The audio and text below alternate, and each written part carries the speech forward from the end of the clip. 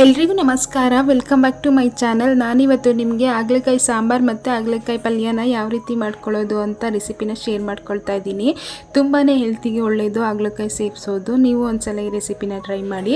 ಮೊದಲಿಗೆ ನಾನು ಒಲೆ ಮೇಲೆ ಒಂದು ಪಾತ್ರೆನ ಇಟ್ಟು ಪಾತ್ರೆಗೆ ಸ್ವಲ್ಪ ನೀರು ಹಾಕಿ ಕಾಯೋದಕ್ಕೆ ಇಟ್ಟಿದ್ದೆ. ನೀರು ಇವಾಗ ಸ್ವಲ್ಪ ಬಿಸಿಯಾಗಿದ್ಮೇಲೆ 1 ಕಪ್ ಅಷ್ಟು ನೆನೆಸಿಟ್ಕೊಂಡಿರುವಂತಹ ಕಡಲೆಕಾಳನ್ನು ಸೇರಿಸ್ಕೊಂಡಿದ್ದೀನಿ.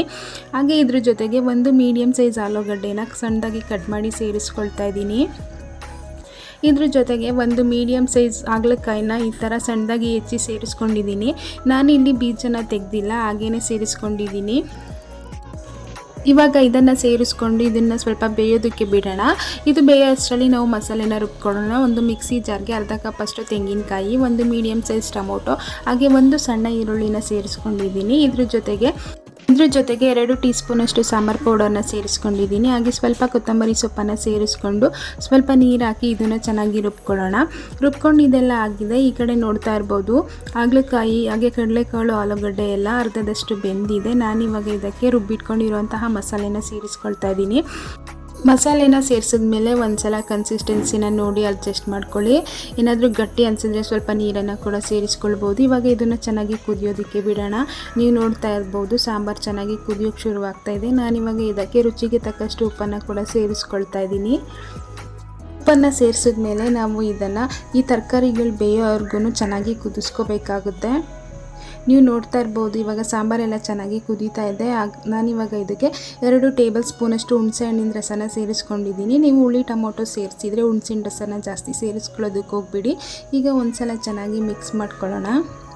ಈಗ ಈ ತರಕಾರಿಗಳೆಲ್ಲ ಚೆನ್ನಾಗಿ ಬೆಂದಿದೆ. ನಾನು ಈ ಕಾಳು ಮತ್ತು ಸಾಂಬಾರನ್ನ ಸಪ್ರೇಟ್ ಮಾಡಿ ಎತ್ತಿಟ್ಕೊಂಡಿದ್ದೀನಿ. ನೀವು ನೋಡ್ತಾ ಇರ್ಬೋದು. ಈಗ ಇದಕ್ಕೆ ಒಗ್ಗರಣೆ ಮಾಡ್ಕೊಳ್ಳೋಣ. ಒಲೆ ಮೇಲೆ ಒಂದು ಪಾತ್ರೆ ಇಟ್ಕೊಂಡು ಪಾತ್ರೆ ಬಿಸಿ ಆದಮೇಲೆ 1 ಟೇಬಲ್ ಸ್ಪೂನ್ ಅಷ್ಟು ಆಯಿಲ್ನ ಸೇರಿಸ್ಕೊಂಡಿದ್ದೀನಿ. ಆಯಿಲ್ ಬಿಸಿ ಆದಮೇಲೆ ಸ್ವಲ್ಪ ಸಾಸಿವೆ ಹಾಗೆ ಈರುಳ್ಳಿನ ಸೇರಿಸ್ಕೊಂಡು ಇದ್ರ ಜೊತೆಗೆ ಸ್ವಲ್ಪ ಕರಿಬೇವಿನ ಸೊಪ್ಪನ್ನು ಸೇರಿಸ್ಕೊಂಡು ಚೆನ್ನಾಗಿ ಫ್ರೈ ಮಾಡ್ಕೊಳ್ಳೋಣ. ನೀವು ಬೇಕಿದ್ರೆ ಸ್ವಲ್ಪ ಬೆಳ್ಳುಳ್ಳಿನ ಕೂಡ ಕ್ರಷ್ ಮಾಡಿ ಸೇರಿಸ್ಕೊಳ್ಬೋದು. ಇದೆಲ್ಲ ಚೆನ್ನಾಗಿ ಫ್ರೈ ಆಗಿದ್ದಾದಮೇಲೆ ನಾವು ಮೊದಲೇ ಸಪ್ರೇಟ್ ಮಾಡಿ ಎತ್ತಿಟ್ಕೊಂಡಿರುವಂತಹ ಸಾಂಬಾರನ್ನ ಇದಕ್ಕೆ ಸೇರಿಸ್ಕೊಳ್ತಾ ಇದ್ದೀನಿ. ಈ ಸಾಂಬಾರನ್ನ ಸೇರಿಸಿ ಜಾಸ್ತಿ ಹೊತ್ತು ಕುದಿಸ್ಕೊಳ್ಳೋ ಅವಶ್ಯಕತೆ ಇಲ್ಲ. ಒಂದು ಕುದಿಯಷ್ಟು ಬಂದರೆ ಸಾಕಾಗುತ್ತೆ. ನೀವು ಇವಾಗ ನೋಡ್ತಾ ಇರ್ಬೋದು ಸಾಂಬಾರು ಸ್ವಲ್ಪ ಕುದಿಯೋದಕ್ಕೆ ಶುರುವಾಗ್ತಾ ಇದೆ. ನಾನಿವಾಗ ಸ್ಟವ್ನ ಆಫ್ ಮಾಡ್ಕೊಳ್ತಾ ಇದ್ದೀನಿ. ಈಗ ಸಾಂಬಾರು ರೆಡಿಯಾಗಿದೆ. ಈಗ ಕಾಳಿಗೆ ಒಗ್ಗರಣೆ ಮಾಡ್ಕೊಳ್ಳೋಣ. ಒಲೆ ಮೇಲೆ ಒಂದು ಪಾತ್ರೆನ ಇಟ್ಕೊಂಡು ಪಾತ್ರೆ ಬಿಸಿ ಆದಮೇಲೆ 1 ಟೇಬಲ್ ಸ್ಪೂನ್ ಅಷ್ಟು ಆಯಿಲ್ನ ಸೇರಿಸ್ಕೊಂಡಿದ್ದೀನಿ. ಅದಕ್ಕೆ ಸ್ವಲ್ಪ ಸಾಸಿವೆನ ಸೇರಿಸ್ಕೊಂಡು 2 ಒಣಮೆಣಸಿನ್ಕಾಯಿನ ಸೇರಿಸ್ಕೊಂಡಿದ್ದೀನಿ. ಇದ್ರ ಜೊತೆಗೆ ಸ್ವಲ್ಪ ಕರಿಬೇವಿನ ಸೊಪ್ಪು ಹಾಗೆ ಒಂದು ಮೀಡಿಯಮ್ ಸೈಜ್ ಈರುಳ್ಳಿನ ಸಣ್ಣದಾಗಿ ಹೆಚ್ಚಿ ಸೇರಿಸ್ಕೊಂಡು ಇದೆಲ್ಲನೂ ಸ್ವಲ್ಪ ಚೆನ್ನಾಗಿ ಫ್ರೈ ಮಾಡ್ಕೊಳ್ಳೋಣ. ಇದೆಲ್ಲ ಚೆನ್ನಾಗಿ ಫ್ರೈ ಆಗಿದ್ದಾದಮೇಲೆ ನಾವು ಮೊದಲೇ ಸಪ್ರೇಟ್ ಮಾಡಿ ಇಟ್ಕೊಂಡಿರುವಂತಹ ಹಾಗಲಕಾಯಿ ಕಡಲೆಕಾಳು ಹಾಗೆ ಆಲೂಗಡ್ಡೆನ ಇದಕ್ಕೆ ಸೇರಿಸ್ಕೊಂಡಿದ್ದೀನಿ. ಇದ್ರ ಜೊತೆಗೆ ಫ್ರೆಶ್ ಆಗಿ ತುರಿದಿರುವಂತಹ 2 ಟೇಬಲ್ ಸ್ಪೂನ್ ಅಷ್ಟು ತೆಂಗಿನಕಾಯಿ ತುರಿ ಹಾಗೆ 1 ಟೇಬಲ್ ಸ್ಪೂನ್ ಅಷ್ಟು ಕಟ್ ಮಾಡ್ಕೊಂಡಿರುವಂತಹ ಕೊತ್ತಂಬರಿ ಸೊಪ್ಪನ್ನು ಸೇರಿಸಿ ಚೆನ್ನಾಗಿ ಮಿಕ್ಸ್ ಮಾಡ್ಕೊಳ್ತಾ ಇದ್ದೀನಿ. ಇಷ್ಟೇ ಈ ರೆಸಿಪಿ ತುಂಬಾ ಸಿಂಪಲ್ಲಾಗಿ ಕ್ವಿಕ್ಕಾಗಿ ಬೇಗನೆ ಆಗುತ್ತೆ. ನೀವು ಒಂದ್ಸಲ ಟ್ರೈ ಮಾಡಿ. ಈ ಸಾಂಬಾರು ಬಿಸಿ ಬಿಸಿ ಮುದ್ದೆ ಹಾಗೆ ಅನ್ನಕ್ಕೆ ತುಂಬಾ ಚೆನ್ನಾಗಿರುತ್ತೆ. ನೀವು ಒಂದ್ಸಲ ಟ್ರೈ ಮಾಡಿ. ಹಾಗೆ ಈ ಪಲ್ಯ ಜೊತೆಗೆ ರೊಟ್ಟಿ ಚಪಾತಿ ಕೂಡ ತಿನ್ಬೋದು. ಹಾಗೆ ಈ ವಿಡಿಯೋ ಇಷ್ಟ ಆಗಿದ್ದರೆ ಲೈಕ್ ಮಾಡಿ, ಶೇರ್ ಮಾಡಿ, ಕಮೆಂಟ್ ಮಾಡಿ. ನಮ್ಮ ಚಾನಲ್ನ ಸಬ್ಸ್ಕ್ರೈಬ್ ಮಾಡಿಕೊಂಡು ಸಪೋರ್ಟ್ ಮಾಡಿ. Thanks for watching.